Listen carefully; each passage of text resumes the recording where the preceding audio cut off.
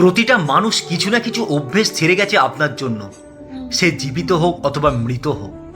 আজ 1 বছর 65টির মহিলাকে দেখলাম আপন মনেই বলছেন আসলে রূপের বাবা চিনি ছাড়া চা খেত দীর্ঘদিন, তাই ওর সঙ্গে একই চা খেতে খেতে এখন চিনি দেওয়া চা মোটে মুখে দিতে পারি না জানো। এদিকে রূপ আবার চা একেবারেই খেতে পারতো না, ব্ল্যাক কফি খেত। রূপের বাবা চলে যাওয়ার পরে আমিও রূপের সঙ্গে ব্ল্যাক কফিতে অভ্যস্ত হলাম। এখন রূপ বাইরে গেল চাকরির প্রয়োজনে। আমি বুঝে পাই না কোনটা আমার পছন্দ ছিল, চিনি ছাড়া চা নাকি ব্ল্যাক কফি। মনে পড়ে গেল বিয়ের পরপর শ্বশুর মশাইয়ের নির্দেশে বাড়িতে ঘন দুধের চা করা বন্ধ করে লিকার শুরু হয়।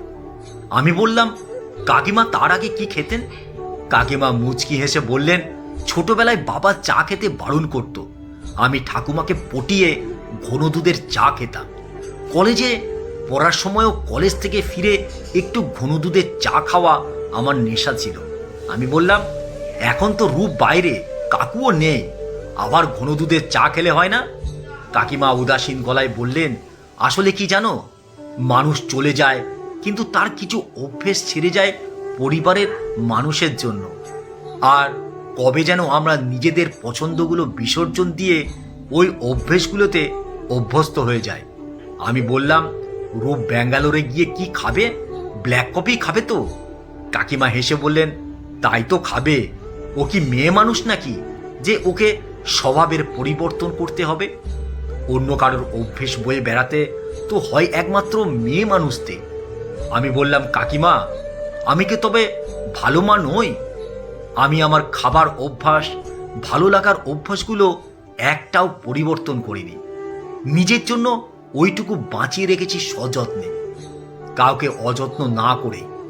কাকিমা হেসে বললেন, বেশ করেছ, অন্যের অভ্যেস বয়ে বেড়াতে বেড়াতে ক্লান্ত হবে না তুমি। নিজের অভ্যেসগুলো খুঁজে মরতে হবে না অন্যের ফেলে যাওয়া অভ্যাসের ভিড়ে। নিজের ভালো লাগার অভ্যাসটুকু নিজেকেই বাঁচিয়ে রাখতে হয়। অন্য পরিবেশ থেকে আসা মানুষটাকে কেউ জিজ্ঞাসা করবে না তোমার কি অভ্যেস ছিল, বরং সকলে নিজেদের অভ্যেসগুলোতে তাকে অভ্যস্ত করে ফেলতে চাইবে খুব সহজে। তারপর টুকরো টুকরো করে বদলাতে বদলাতে আপনি তখন অন্য মানুষ, হারিয়ে ফেলেছেন নিজের অস্তিত্বটাকে। অভ্যাস বদলান, ছোট ছোট ইচ্ছেগুলো নয়, ওগুলো আপনারই থাকুক।